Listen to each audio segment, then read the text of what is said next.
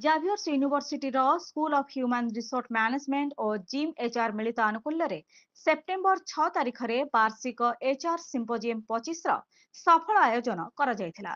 ଏହି କନକ୍ଲେଭ କର୍ମଶକ୍ତିର ସ୍ଥିରତାକୁ ଉନ୍ନତ ପରିବର୍ତ୍ତନ ସହିତ ସନ୍ତୁଳିତ କରିବା ଏବଂ ମାନବ ସମ୍ବଳ ନେତା ବିଷୟବସ୍ତୁ ଉପରେ ଆଧାରିତ ଥିଲା। ଅଧ୍ୟାପକ ଏବଂ ଛାତ୍ରଛାତ୍ରୀମାନଙ୍କୁ କର୍ମଶକ୍ତି ପରିଚାଳନାର ବିକଶିତ ଦିଗ ଉପରେ ବିଚାର ବିମର୍ଶ କରିବା ଲାଗି ଏକାଠି କରିଥିଲା। ଉତ୍ସବର ପ୍ରାରମ୍ଭରେ ପ୍ରଦୀପ ପ୍ରଜ୍ୱଳନ ପରେ ସ୍କୁଲ ଅଫ୍ ଏଚ୍ଆର୍ଏମ୍ ଡିନ୍ଙ୍କ ଦ୍ୱାରା ସ୍ୱାଗତ ଭାଷଣ ଓ ରେଜିଷ୍ଟ୍ରାରଙ୍କ ଦ୍ୱାରା ପ୍ରାରମ୍ଭିକ ବକ୍ତବ୍ୟ ପ୍ରଦାନ କରାଯାଇଥିଲା। ଜାଭିୟର୍ସ ବିଶ୍ୱବିଦ୍ୟାଳୟର କୁଳପତି ଉଦ୍ଘାଟନୀ ଅଭିଭାଷଣ ପ୍ରଦାନ କରିଥିଲେ।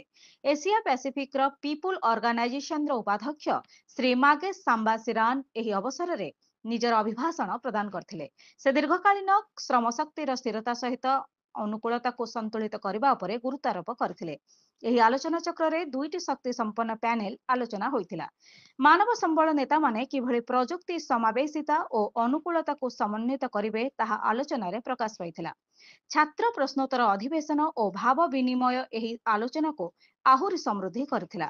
କାର୍ଯ୍ୟକ୍ରମ ଶେଷରେ ଏଚ୍ଆର୍ଏମ୍ ସ୍କୁଲ ଆସୋସିଏଟ ଡିନ୍ ଧନ୍ୟବାଦ ଅର୍ପଣ କରିବା ପରେ ଉଚ୍ଚ ଚାପନ କରାଯାଇଥିଲା।